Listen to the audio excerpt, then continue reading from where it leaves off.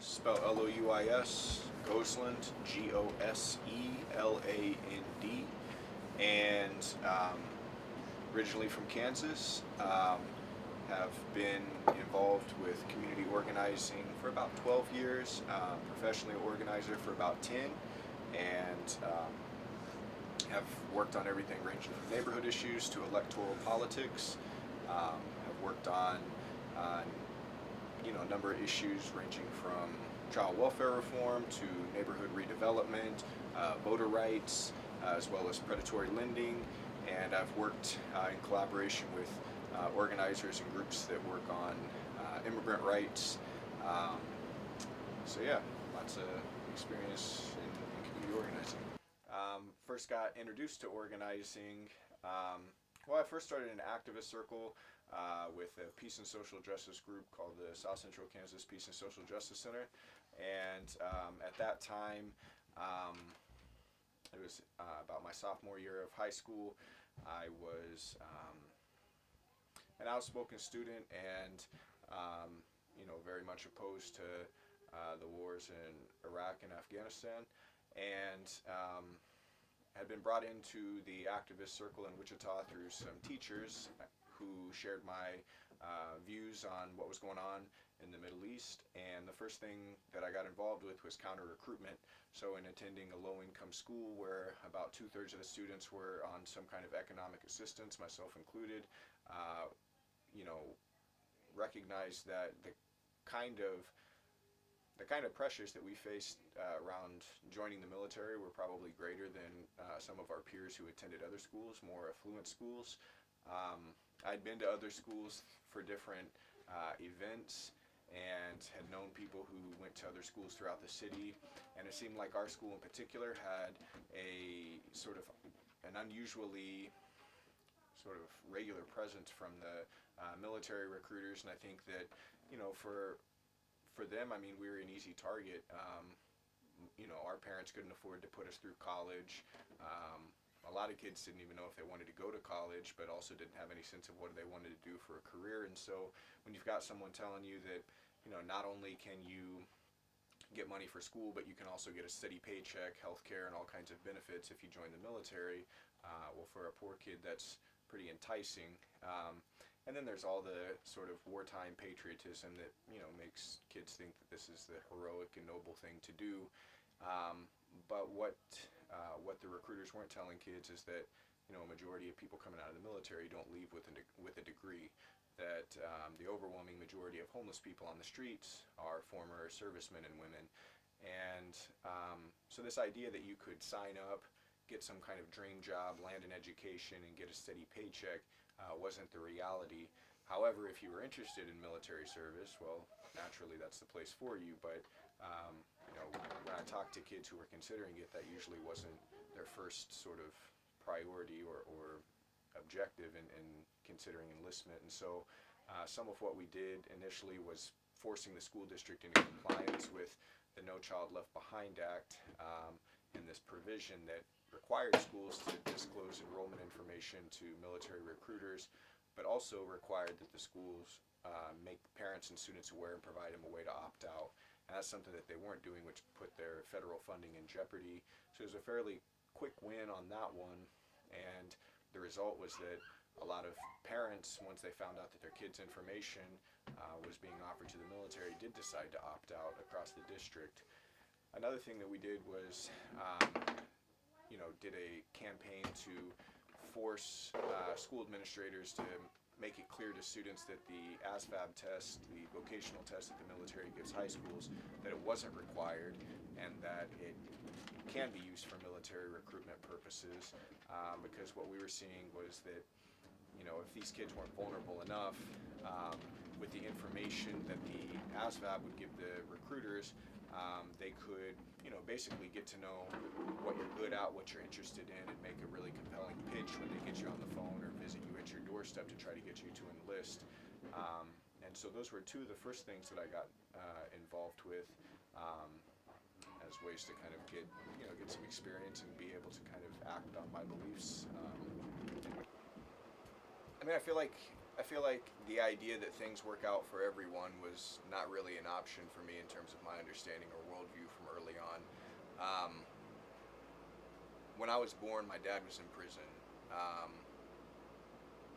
my mom is first generation American, um, whose father, when he came over here from Germany, faced all kinds of hell from, just being an outsider. Um, and so in my family, there were problems, struggles with mental illness, poverty, addiction, and this idea that, if you do the right things and if you're a good person, everything's going to work out for you, just wasn't the case because, these were the people that loved me. And so even though they had faults, even though there are things that they're struggling with, they're still good people. And it was pretty clear to me early on that the people that are around me were good. They were loving, they were caring people, but still somehow it didn't shake out for them. And so to me that felt wrong. When you hear this sort of pull yourself up by your bootstraps, sort of American dream, land of prosperity, that kind of thing, but then the people around you, somehow can't seem to make that work, you kind of question whether or not you're being fed a line. And while there were things that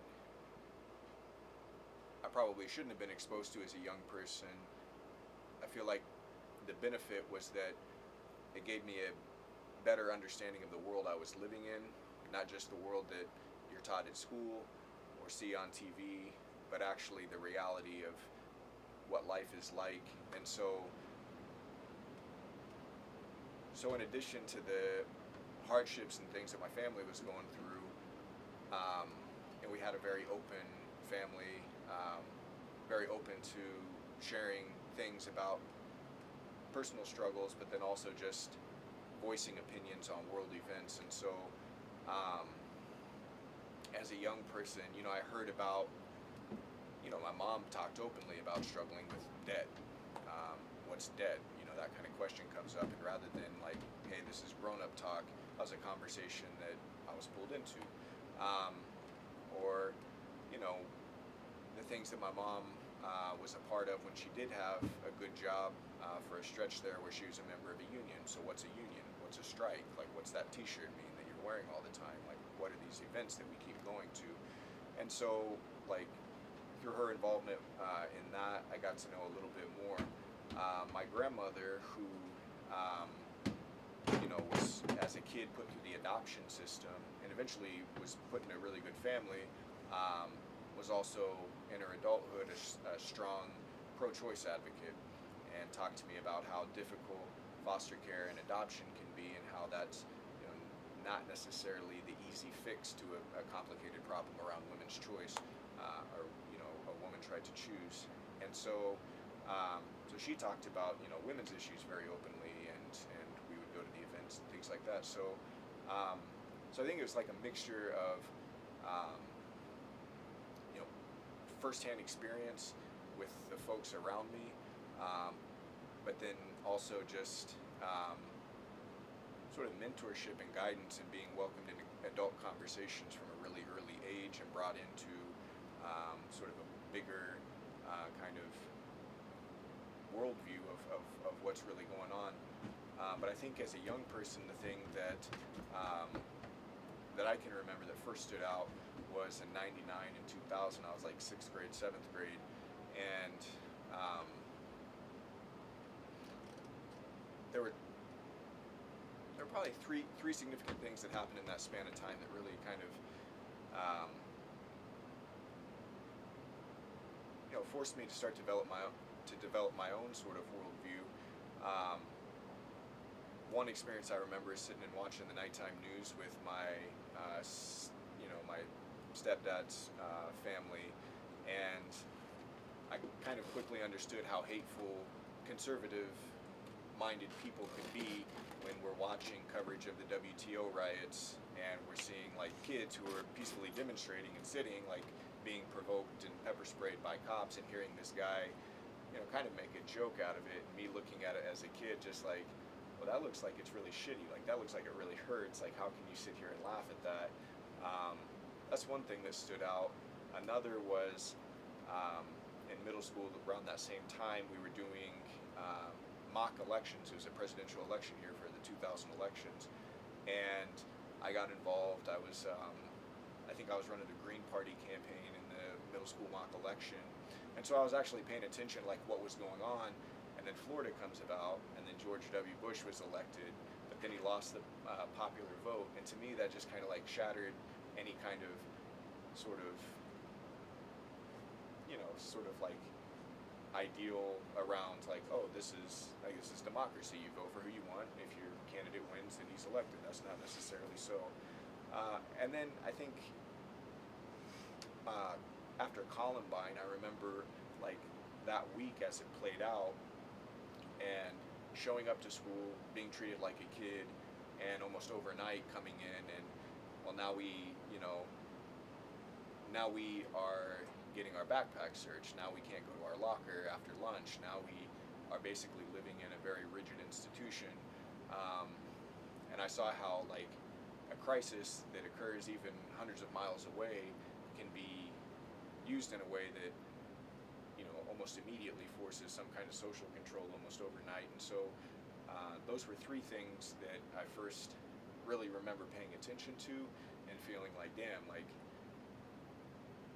we don't really, all too often, like our ability to decide how we conduct ourselves, our ability to decide how we interact with each other, how we attend school, how we vote for our leaders are not really decided by us, and that the power, the scales of power are kind of tipped in one direction, and we kind of get the short end of things. And so I think those were really transformational sort of like moments that stick out to me, where I, as a young person, first started kind of thinking about where I fit in all of that and what my role should be. The thing that pushed me into it was just being pissed. Like, I was mad as hell. And I think that a lot of people process that anger in different ways. Some people turn it against others. Some people turn it against themselves, make harmful decisions.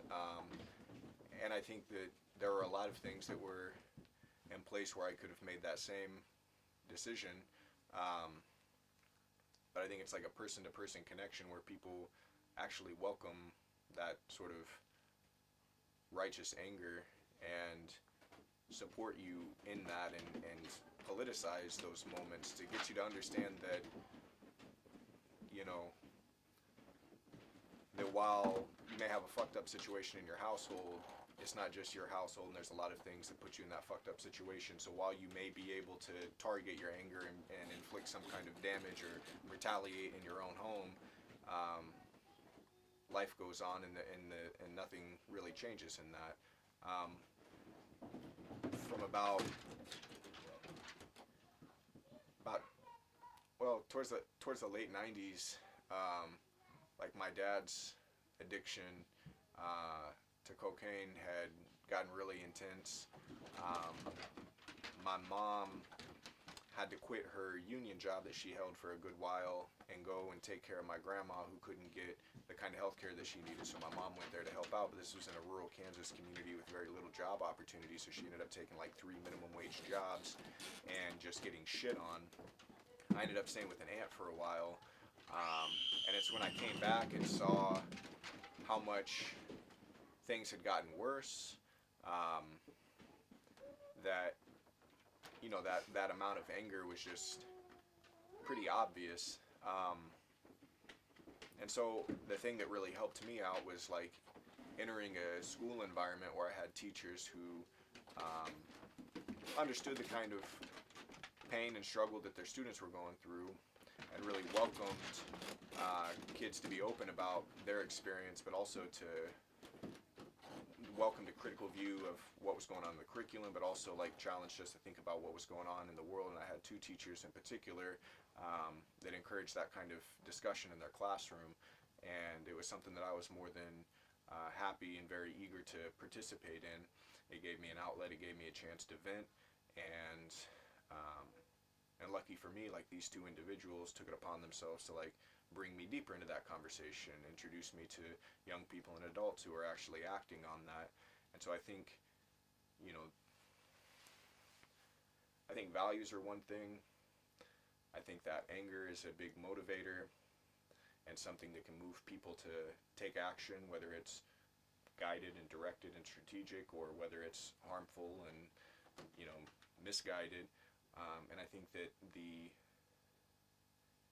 difference between taking harmful action and, being just completely burnt by that anger is having a supportive community around you that can back you in that can tell you that you're not wrong for feeling the way that you do, that things are fucked up, that they're with you, that there's things that, they're willing to do with you in order to try to change the situation that you and a lot of other people find yourselves in. So I mean, there are members of my family that were always willing to have those conversations.